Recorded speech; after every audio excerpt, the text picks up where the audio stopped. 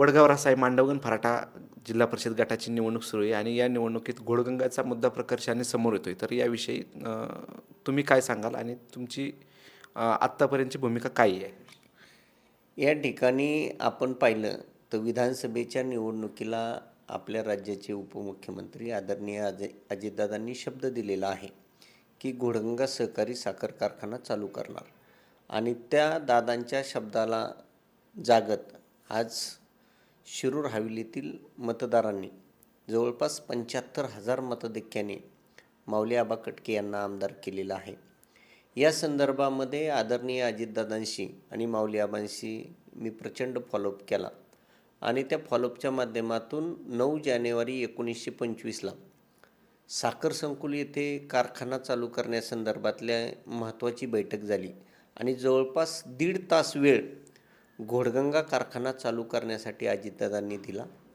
त्याच्यानंतर कारखाना संचालक मंडळाकडून प्रस्ताव पाठवण्यास उशीर झाला, परंतु त्या सगळ्या प्रस्तावाचा विचार करता जूनमध्ये जे पुरवणी बजेट झालं त्या पुरवणी बजेटमध्ये अर्थमंत्री या नात्याने अजितदादांनी जवळपास 2200-2300 कोटी रुपयांचं प्रोव्हिजन ही साखर कारखान्यांना मदतीसाठी जे काही NCDCचं कर्ज मिळणार आहे त्या कर्जासाठी थकहमीसाठी प्रोव्हिजन केली आणि घोडगंगेचा प्रस्ताव राज्य सरकारने मंजुरी देऊन NCDCकडे गेलेला आहे. त्या ठिकाणी आपल्याला 184 कोटी रुपयाला मान्यता राज्य सरकारने दिलेली आहे आणि त्याच्यामध्ये काय तांत्रिक गोष्टींमुळं तो प्रस्तावाचं NCDCकडून म्हणजे आज अजितदादांनी जो शब्द दिला होता, माऊली आबांनी जो शब्द दिला होता, शब्दाप्रमाणे काम अजितदादांनी केलेलं आहे. 184 कोटीला मान्यता दिलेली आहे. NCDCचे काय अटी पूर्तता आणि त्यांचे जे काय हे असेल त्याची पूर्तता झाल्यानंतर निश्चितच घोडगंगा कारखान्याला ती रक्कम मिळण्यात मदत होणार आहे आणि माझ्यासारख्याची खात्री आहे.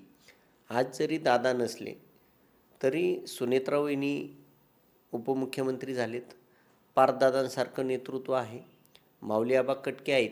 यांच्या माध्यमातून आगामी काळामध्ये निश्चितच घोडगंगा कारखाना चालू झाला पाहिजे याच्यासाठीची भूमिका 100% आमची राहणार आहे आणि मी खात्रीशीर सांगतो की निश्चितपणे घोडगंगा कारखाना आगामी गळीत हंगामामध्ये चालू करण्याच्या दृष्टीने महत्त्वाचं पाऊल आगामी 1-2 महिन्यामध्ये पडलेलं आपल्याला दिसेल.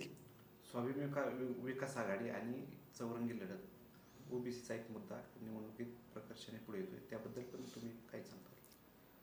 एक माझ्यासारखा कार्यकर्ता या भूमिकेचा होता आणि आहे की ही जागा ओबीसीची होती, ओरिजिनल ओबीसीचा उमेदवार उभा असावा, परंतु त्या ठिकाणी आमचे सहकारी पंचायत समितीचे सदस्य राजेंद्र गदादे, जिल्हा परिषदेचे माजी सभापती, जिल्हा परिषदेचे माजी सदस्य आणि पंचायत समितीचे माजी सभापती दादासाहेब कोळपे, आमचे मार्गदर्शक दादा पाटील असतील, मी स्वतः असतील किंवा राजू पाटील साहेब असतील, आम्ही 5 जण जिल्हा परिषदेसाठी इच्छुक होतो. त्या ठिकाणी अनेक घडामोडी घडल्या, परंतु त्या ठिकाणी पक्षाची भूमिका, स्वर्गीय अजितदादांची भूमिका ही राजेंद्र गदादे किंवा दादा पाटील फराटे या दोघांपैकी एकाला उमेदवारी देण्याच्या संदर्भामध्ये दादांचा बऱ्यापैकी निर्णय झालेला होता, परंतु शेवटच्या टप्प्यामध्ये घडामोडी घडल्या आणि त्या ठिकाणी पवारसाहेबांच्या आदेशामुळं नामदार अजितदादांना हा मांडवगण फराटा जिल्हा परिषद गट तुतारीच्या नेत्यांकडे द्यावा लागला. परंतु त्या ठिकाणी म्हणजे मला जी माहिती मिळते त्या माहितीप्रमाणे खासदार कोल्हेसाहेब असतील किंवा अनेक जणांच्या माध्यमातून सदरचा गट ओबीसीसाठी आहे, तर गदादे यांच्या उमेदवारीसाठी AB फॉर्म माजी आमदारांकडे देण्यात आलेला होता, परंतु त्यामध्ये त्यांनी म्हणजे दादांची फसवणूक केली आणि तो स्वतःच्या पत्नीला या ठिकाणी उमेदवार केलेला आपल्याला दिसून येत आहे. या ठिकाणी म्हणजे आज दादा नाही आहेत, परंतु 21 तारखेला जिल्हा परिषदेचे फॉर्म भरायचा शेवटचा दिवस होता आणि सकाळी 8:45 वाजता आदरणीय दादांचा मला फोन आला. माझ्यासारख्या छोट्या कार्यकर्त्यावर असणारा दादांचा विश्वास हा निश्चितपणे त्या घटनेतून पुनश्च एकदा सिद्ध झाला. आणि दादांनी मला अगदी स्पष्टपणे विचारलं, "अरे काय परिस्थिती आहे गटामध्ये?" तर मी अगदी प्रामाणिकपणे माझी जी भूमिका आहे ती दादांना सांगितली. म्हणलं, "दादा, हे ए-बी फॉर्म चुकीच्या लोकांकडे गेल्यामुळं निश्चितपणे या गटामध्ये प्रचंड नाराजी आहे आणि ते जर उमेदवार असतील तर निश्चितपणे या ठिकाणी पक्षाला यश मिळणार नाही. आणि माझी आपणास विनंती की आता आम्हाला लढू द्या, कारण गेले अनेक वर्ष आम्ही संघर्ष करतोय. घोडगंगा संदर्भातला असेल किंवा त्यांनी केलेल्या चुकीच्या गोष्टींसंदर्भातला आमचा संघर्ष असेल, तर आता त्या संघर्षाला आज जनता न्याय देण्याची वेळ आलेली आहे. तरी माझी आपणास विनंती, अगदी मैत्रीपूर्ण म्हणलं तरी पण आम्हाला या ठिकाणी लढण्यास आपण परवानगी द्यावी." आणि दादांनी ठीक आहे अशा शब्दांमध्ये मला प्रत्युत्तर दिलं. आणि निश्चितपणे या घटनेतूनच स्वाभिमानी विकास आघाडीची स्थापना झालेली आहे. आणि त्या ठिकाणी आम्ही 5 इच्छुकांनी मिळून स्वाभिमानी विकास आघाडीचे आम्ही चौघांनी थांबून आमदार माऊली आबा असतील, तालुका अध्यक्ष रविबापू काळे असतील किंवा या गटातील सगळे प्रमुख कार्यकर्ते यांच्या माध्यमातून दादा पाटील फराटे यांची जिल्हा परिषदेसाठी, खाली गणामध्ये दीपालीताई नागवडे, वडगाव रासाई गणामध्ये विजूभाऊ गद्रे यांची उमेदवारी स्वाभिमानी विकास आघाडीच्या माध्यमातून फायनल झालेली आहे.